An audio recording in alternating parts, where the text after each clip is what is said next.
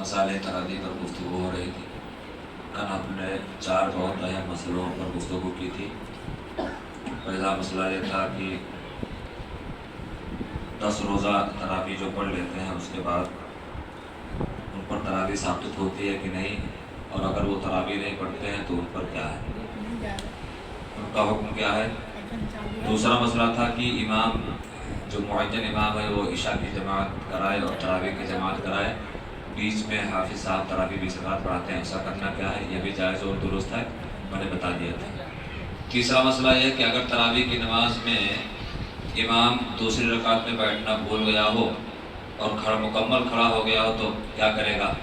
तो मुकम्मल अगर खड़ा हो गया हो तो रुकू में जाने से पहले तक आप वो वापस आ सकता है, नमाज उसकी पूरी हो जाएगी। और अगर तीसरी रकात पूरी कर लिया है तो अब ऐसी सूरत में चौथी रकात पूरी करे, उस सूरत में 2 रकात उसकी नफल तसव्वुर की जाएगी और 2 रकात तरावी मानी जाएगी। और अगर किसी वजह से तरावी की नमाज फासिद हो जाए तो उसे दोबारा पढ़ने में की सूरत में जितना हिस्सा पारे का उस तरावी की रकातों में बढ़ा था, क्या उसका दोबारा पढ़ना ज़रूरी है। तो उसका भी जवाब यह था कि अगर किसी वजह से तरावी की नमाज फासिद हो जाए, जैसे मिसाल के तौर पर 2 रकात पर बैठना भूल गया, तीसरी रकात पर बैठकर सलाम फेंक दिया, तो तरावी की नमाज क्या होगी, फासिद होगी। अब उस 2 रकात का फिर से पढ़ना ज़रूरी है। तो उस सूरत में उन 2 रकातों में कुरान पाक के जितने भी रुकू या जितने सफ़े पढ़े थे उनका फिर से पढ़ना ज़रूरी है। वजह यह है ताकि कुरान मुकम्मल हो जाए, उसमें कोई कमी और नक्स ना रह जाए।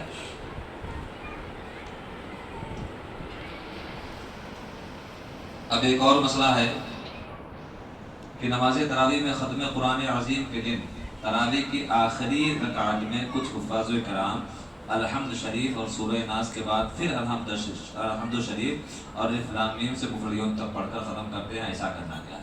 और बाद हाफिज़ अलहम्द शरीफ और सूरह नास के बाद अलिफ लाम मीम से मुफ़लियून तक पढ़कर रुकू में जाते हैं और हस्बे मामूल नमाज मुकम्मल करते हैं। हज़रात हुफ़ाज़ किराम का ये अमल शरअन दुरुस्त है या नहीं, और इसमें शरअन कोई क़वाअद तो नहीं है।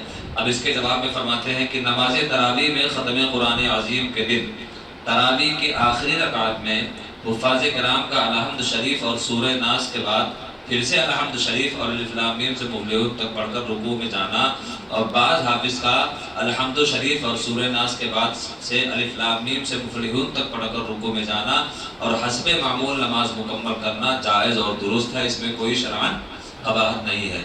फ़तावे आलमगीरी में है कि यानी अगर 2 रकातों में से पहली रकात में अलहम्द शरीफ मुकर्रर पढ़े तो सजदे सहव वाजिब होगा, बरखिलाफ उसके कि अगर सूरत के बाद दोबारा अलहम्द शरीफ पढ़े या 2 रकातों में से आखिर की रकात में अलहम्द शरीफ दोबारा पढ़ दिया तो सजदे सहव वाजिब ना होगा। पहली रकात में अगर क्या करे, किसी ने अलहम्द शरीफ मुकर्रर पढ़ दिया है, जैसे यूँ कहे कि सूरह नास हमने छोड़ा है और क्या किया हमने कि सूरह नास पढ़ा, सूरह फातिहा के बाद फिर से अलहम्द शरीफ पढ़ के रुकू सजदा कर दिया, अगले में फिर अलहम्द पढ़ रहे हैं, तो पहली रकात में अगर 2 मरतबा सूरह फातिहा पढ़ लिया तो ये सजदे सहव वाजिब हो जाएगा। लेकिन अगर दूसरी रकात में सूरह फातिहा की तकरार होती है तो वहाँ पर सजदे सहव वाजिब नहीं होगा। बाहर शरीयत में है अलहम्द के बाद सूरह पढ़ी उसके बाद फिर अलहम्द पढ़ी तो सजदे सहव वाजिब नहीं है, मगर बेहतर तरीक़ा ये है कि ख़त्म कुरान अज़ीम के दिन आखिरी 2 रकातों में से पहली रकात में अलहम्द शरीफ के बाद मुअव्वज़तैन यानी सूरह फलक और सूरह नास, और आखिरी रकात में अलहम्द शरीफ के बाद अलिफ लाम मीम से मुफ़लिहून तक पढ़े। तो यही तरीक़ा है, आमतौर से हुफ़ाज़ किराम ऐसा करते हैं, ऐसा करने में कोई क़वाअद नहीं है और ये बिल्कुल जायज़ और दुरुस्त है।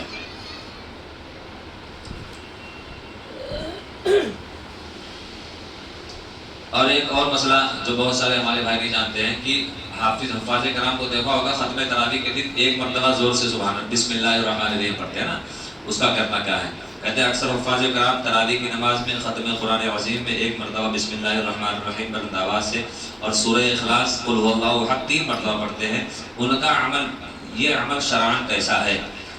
अब कहते जवाब, अहनाफ के सही मज़हब में बिस्मिल्लाहिर्रहमानिर्रहीम किसी सूरत का जुज़ नहीं है।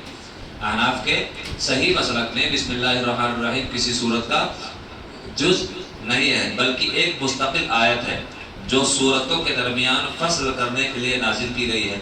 इसीलिए ख़त्म कुरान में किसी मकाम पर एक बार बिस्मिल्लाहिर्रहमानिर्रहीम का जहर यानी बुलंद आवाज़ से पढ़ना ज़रूरी है, ताकि ख़त्म कुरान से उसकी एक आयत क्या हो जाए, रह न जाए। ختم قرآن سے اس کی ایک آیت رہ نہ جائے، اسی وجہ سے بسم اللہ الرحمن الرحیم پڑھنا ختم قرآن کے دن کہیں بھی آپ ایک مرتبہ پورے تراویح میں بلند آواز سے بسم اللہ پڑھنا ضروری ہے۔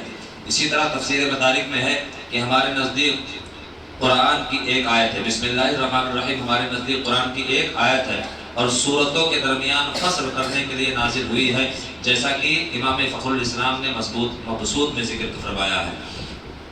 بہار شریعت میں ہے ایک بار بسم اللہ شریف پڑھنا جہر سے پڑھنا سنت ہے، اور ہر سورت کی ابتدا میں آہستہ پڑھنا مستحب ہے۔ اور یہ جو آج کل بعض جوہال نے نکالا ہے کہ 114 بار بسم اللہ جہر سے پڑھی جائے ورنہ ختم نہ ہوگا، مذہب حنفی میں اس کی کوئی اصل نہیں ہے۔ بس ختم قرآن میں ایک مرتبہ کہیں بلند آواز سے بسم اللہ پڑھ لیا تو یہ سنت ادا ہو جائے گا۔ واللہ اعلم بالصواب۔ السلام علیکم ورحمۃ اللہ۔